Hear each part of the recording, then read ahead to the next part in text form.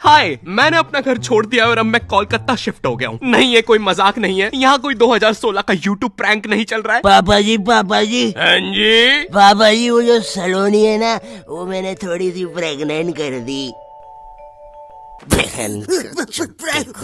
जी prank है। मैंने अपनी लाइफ में कभी सोचा भी नहीं था कि मैं कोलकाता आऊंगा। भाई, मुझे कोलकाता के बारे में बस रविन्द्रनाथ टैगोर जी के बारे में पता था। कितने महान आर्टिस्ट थे यार वो। उनके जमाने में भी लोग ऐसे तुच्छ से कमेंट करते थे क्या? रविन्द्रनाथ टैगोर जी, आपकी रीसेंट कविता में तो मजा ही नहीं है। मेरे को लगता पहले ही आप बढ़िया कर रहे थे, अब तो पता नहीं क्या है। सही सही बोलूं तो वी वांट ओल्ड RNTG में। बाकी आई एम अनसब्सक्राइबिंग फॉर नाउ। यही चीज होती है जब मैं भी कुछ नया ट्राई करने जाता हूँ। कुछ लोग आ जाते हैं, we want old not your type back, old not your type दो ना। अरे ऐसे तो फिर मैं कुछ नया ट्राई कर ही नहीं पाऊंगा, इसलिए ये बंद करो। और आज से we want new not your type के कमेंट्स आने चाहिए। और सिर्फ मुझे नहीं, बाकी यूट्यूबर्स को भी यही कमेंट आने चाहिए। उन्हें भी न्यू नॉट योर टाइप बनने पे मजबूर कर दो। मुझे तुम्हारी पावर जाननी है कि तुम कितनी फालतू चीज वायरल कर सकते हो। खैर, बैक टू कोलकाता। भाई, कोलकाता में मेरे लिए दोस्त बनाना बहुत मुश्किल हो रहा है। यहाँ सबसे बड़ी प्रॉब्लम लैंग्वेज की है, क्योंकि यहाँ मेजोरिटी लोग बंगाली के अलावा कुछ बोलते ही नहीं है। अरे अम्मी तो बुढ़ फाड़ी ना की।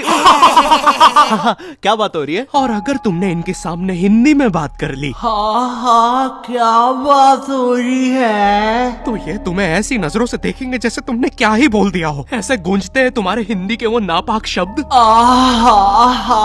क्या बात हो रही है? अरे ऐसे तो मैंने बोला भी नहीं था। और पहले ये लोग नॉर्मल सर्कल में बात कर रहे थे। जैसे मैंने मुंह खोला तो फुटबॉल टीम जैसा डिस्कशन होने लग गया। अरे इतना बाहर का कौन फील करवाता है यार।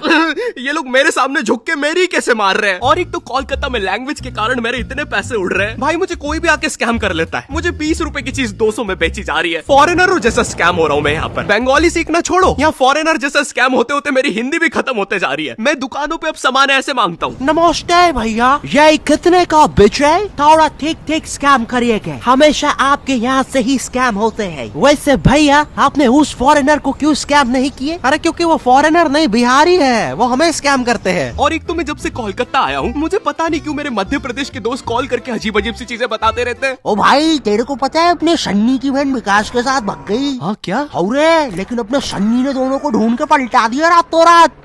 जेल में अभी सन्नी। ले बात कर। एक सेकंड, जेल? ए कोलकाता है मजे, नहीं तो हमको देखो ये जेल में मिक्सचर नमकीन खा रहे रोटी के साथ। ले रहे ये मिक्सचर भी एक्सपायरी घंटी है, इतनी खाना इज्जत ही नहीं भाई की। और तू देखना रे बाबा, कोलकाता में बालों से जादू हो जाते, नहीं तो अपने चाचा जी लंगड़े हो गए थे। लेकिन अपने चाचा जी की तो बाल ही नहीं थे। अरे तो झाट उखाड़ लियो कि मेरे को क्या पता रे, भूख लग रही इधर की जगह। ला रे वो घंटी एक्सपायरी मिक्सचर खा पी के खत्म करूँ। और भाई, कोलकाता का मौसम, यहाँ इतनी सी बारिश होती नहीं है, पूरा कोलकाता डूब जाता है। और फिर उस डूबे हुए कोलकाता में करंट भी फैल जाता है। न्यूज में आ रहा है पानी में करंट फैल जाने के कारण हुई 25 मौतें। मुझे लगा 25 लोग मर गए। फिर मैंने नाव से जाके देखा तो पता चला मरा एक ही बंदा था। वो बस बार बार पानी में झटका खा के जिंदा हो जा रहा था। तो टेक्निकली वो एक ही बंदे की 25 मौतें हुई है। और भाई, कोलकाता में एक तो इतनी पतली पतली गलियां है। यहाँ मैं लड़ाई जीतने के बाद भी पतली गली से निकल के आता हूँ। एक तो जो मुझसे हारा है वो साला मेन रोड पे रहता है, तो अब वो वहाँ चौड़ा हो रहा है। बहुत मारा साले ने, लेकिन पतली गली से गया है। इतनी पतली पतली गलियां, एक से ज्यादा आदमी होने पर स्पाइडरमैन बनना पड़ता है। सुबह सुबह आंटियां दोनों टांगों से चिपक के सब्जियां ले रही होती है। भैया जरा ठीक ठीक लगाओ ना। अरे भाभी पहले नीचे तो उतरो।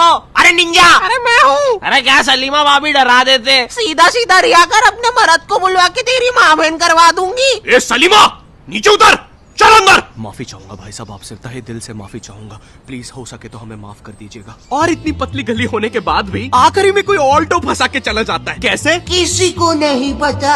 आए दिन मुझे गली के साथ नई जोर जबरदस्ती देखना पड़ता है। कभी कोई ट्रक तो कभी कोई टेम्पू। गाड़ियां लाइन लगा के खड़ी रहती है बेचारी गली के बाहर। एक दिन एक पुलिस की गाड़ी आई तो सारी गाड़ियां अपना मुंह बांध कर भागने लगी। मेरी गली के कारण लोग अब मुझे गंदे लुक्स दे रहे हैं। ये देखो, चरित्रहीन गली में रहने वाला जा रहा है। सुना है कल रात में 2 ट्रक घुसे थे, आवाजें आ रही थी। मेरी गली की इतनी अजीब सी इमेज बन गई है। एक दिन एक पाजी साइकिल से निकला तो वो उदास हो गया, बोलता छी, चरित्रहीन गली, निकल के मजा ही नहीं आया। मैं जब कोलकाता आया था तो मुझे सबने बताया, ए बेटे, कोलकाता में ना स्वीट चीजें बहुत फेमस है, गुप्त रोग की दवा लेगा? तो मैंने सोचा कोलकाता आया हूँ, ट्राई करने में क्या दिक्कत है। और गुप्त रोग की दवा नहीं दादी, स्वीट्स ट्राई कर देते। स्वीट? तो मैं स्वीट ट्राई करने एक दुकान पे गया और उनके मेन्यू में पता है क्या था? चाय में रसगुल्ला, बेक्ड रसगुल्ला, गरम रसगुल्ला। मैं रसगुल्ला खाने आया हूँ, मुझे बेक रसगुल्ला मिल रहा है। अरे ये रसगुल्ला थोड़ी ना है, ये तो बस गुल्ला है। और यहाँ पर पानी पूरी का भी बुरा हाल है। बाय द वे, यहाँ पे पानी पूरी को लोग फुचका कहते हैं। ये रहा दादा, हमारा थम्स अप पुचका खाओगे? थम्स अप पुचका, ये सुन के मुझे इतना गुस्सा आया, मैंने अपना थम्स डाउन करके भैया के पुचके में घुसा पहुंचा दिया। अरे दादा टिप बाद में दे देते।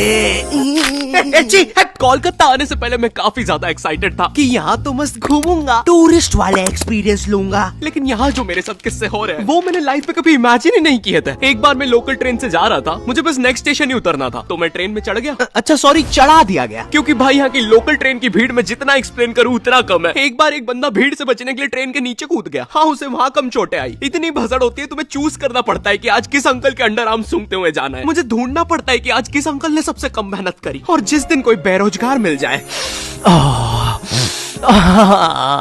मैं जॉबलेस हूँ, मुझे कोई पसंद नहीं करता। अरे नहीं नहीं भाई, आई लव यू। जरा उस मेहनती बुड्ढे को देखो, साला दिन रात मेहनत करके अपनी फैमिली को पाल रहा है। हट बुड्ढे, नीच। और इतने भसड़ और पसीने के बीच में भी ट्रेन में एक केटीएम कपल होता है जिसे रोमांस सूझ रहा है। वो बंदा ऐसे खड़ा हुआ है गेट के पास अपनी बंदी को लेके कि कोई पास ना आ जाए। बगल वाले अंकलों को बस उतना पार्ट छोड़ के सब चिपका हुआ है बंदी से। इसे लगता है ये ऐसे